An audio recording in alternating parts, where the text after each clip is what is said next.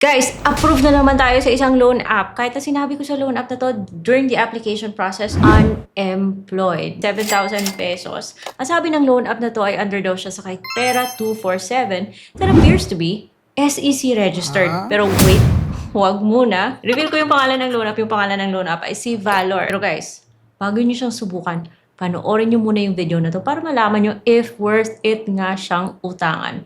So keep watching.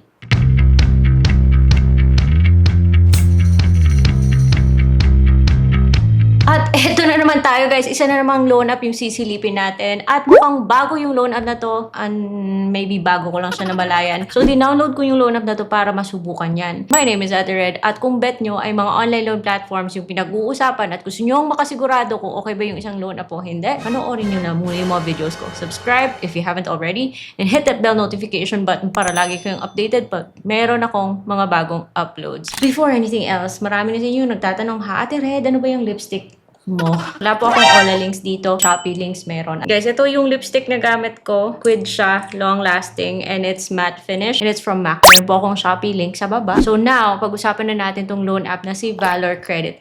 Ito na naman sila guys, yung mga loan app na sinasabi 3 months to pay daw or 3 installments. But wait muna kayo guys. Bago kayo mag-submit ng mga valid IDs nyo like UMID, National ID, SSS, TIN, passport, driver license, postal ID, voter ID, or health card. Pag-isipan nyo muna bago kayo mag-send ng ID na yan. Because guys, capture nyo yung ID number, yung birth date, yung name, ibibigay mo sa loan app na to.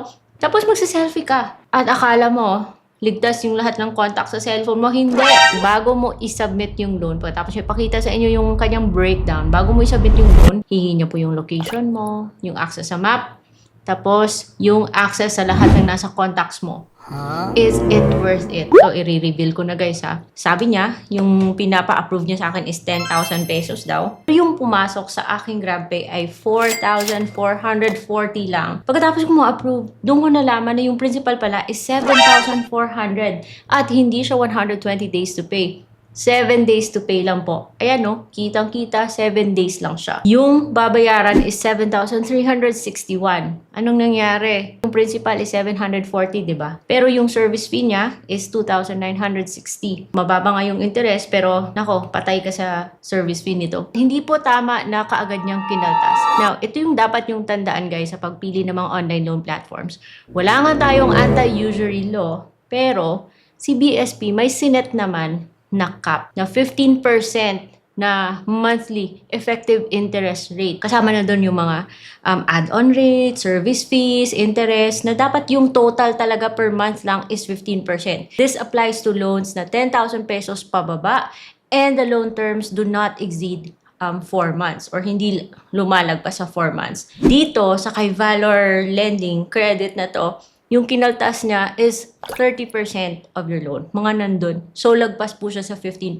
Para sa akin, yung mga ganito is a big no-no. But dahil natanggap ko yung 4,440 na yan, kailangan bayaran 7,360. Pag-click mo ng repay, mag-generate siya ng code na isa-scan mo lang, so bayad ka na. At nag-offer ulit siya guys, yung next niyong offer sa akin, 10,300. Pero syempre, hindi ko na yan iti-take. Dahil alam ko na, nakakaltas yung loan app na to ng more than 15%. Almost 40%, which for me, hindi po yan makatarungan.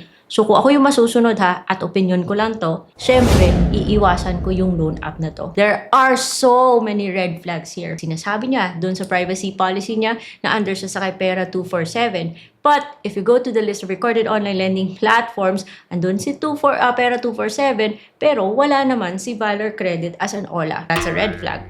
Yung second dito, sinabit niya 10,000 pesos at yung pinakita niya na 3 months to pay daw or 120 days to pay, may pa-installment pa siyang nalalaman. Pero, dapat dinidisclose po nila yung lahat na information na kasama sa loan natin. Iba yung pinakita niya during the review process, iba rin yung inapprove niya. Saving, di ba? Pinakita niya dun sa kanina sa 10,000, parang ang liit-liit lang na kanyang ikakaltas. Bakit nung na-approve? Iba. So, that's a big red flag, guys. And another red flag here, yung hihingi niya yung access sa lahat ng nasa phone book mo. This is a big no-no para sa akin. The question is, magbibigay pa rin ba kayo ng information, ng ID nyo, ng selfie nyo sa isang loan app na hindi masyado klaro? yung expectations natin dito. So guys, bago kayo mapadpad sa online loan platform na to, please be very careful. And I suggest I'm not promoting them. I suggest you check the loan apps that are in the playlist na ito. Sa Legit Loan Apps by Ate Red. Kasi andun po yung mga online loan platforms na at least sumusunod sa 15% and below na cap ni BSP. So, hindi pwedeng 15% yung service fee, hindi pwedeng interest mo ay 15% din. Yung dapat yung kabuuan per month should not exceed 15%. Yun yung okay para sa akin kung wala na talagang choice. Pero kung 30%, 40%, no. Big no-no yan. Anyways, guys, meron pong delete account yung loan app na to. Pero hindi ako masyadong naniniwala sa mga ganito. We should be careful of these things. Huwag na nating hintayin pa na umabot tayo sa point na magre-request tayo ng pagpapadelete. Kasi hindi natin alam kung paano hinahandle yung information natin ng mga online loan apps na, well, for lack of a better term, sasabihin ko na lang, shady. So, yung loan app na to, kung ma-approve ka man, ipapadala niya sa e-wallet at saka sa bank. In-avoid ko na magbigay ng bank information sa loan app na to, yung Grab na lang. Kasi dun sa Grab ko, konti lang po yung transactions. So, pag may pumasok, then alam ko na kung saan nanggagaling. And hindi ko naman po kasi pinagsasabay-sabay yung aking application. Naghintay ako ng ilang minutes lang, guys. Pagkatapos niyang isubmit yung 10,000, nagulat ako. Akala ko nga hindi na ako ma-approve kasi medyo matagal. Pero nagulat ako na may pumasok na 4,000 plus sa aking GrabPay. Pag-refresh ko ng app, doon ko nalaman, 7,000 pala yung principal. Sabi niya, kapag nabayaran mo daw within 7 days yung 7,000 plus, i-waive niya na yung ibang charges. Kasi, oo nga, installment nga, pero butal na lang yung other amounts para kunyari masabi installment. So, napaka-deceiving ng ganito, guys. So, huwag nyo nang ibigay yung mga valid IDs nyo. At isa pang red flag, ha, pagkatapos mo magbigay ng aking information sa loan app na to, hindi lang Valor Credit yung OLA na andon. Parang ang dami pang OLA na involved na makikita mo sa loob ng loan app. Meron pang Peso Capital, meron pang Peso Ready. Peso Ready. Sure loan, na pare-parehas yung offer nila. Pero yun nga lang guys, yung loan app na to nag-a-approve kahit na sinabi mong unemployed. Pero okay nga, hindi nag-a-approve nga siya, pero baka sakit naman siya sa ulo.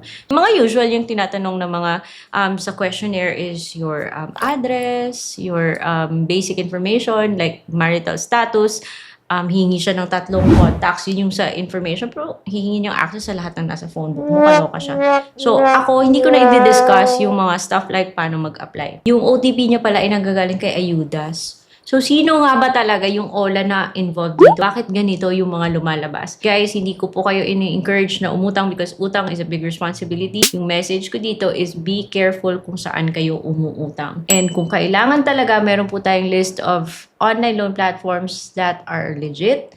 And okay naman sila sa experience ko. But of course, kailangan nyo pa rin niyang intindihin bago nyo utangan. No, kasi yung pindot lang ng pindot. But that's all for today's video. I'll see you on my next vlog. Bye-bye.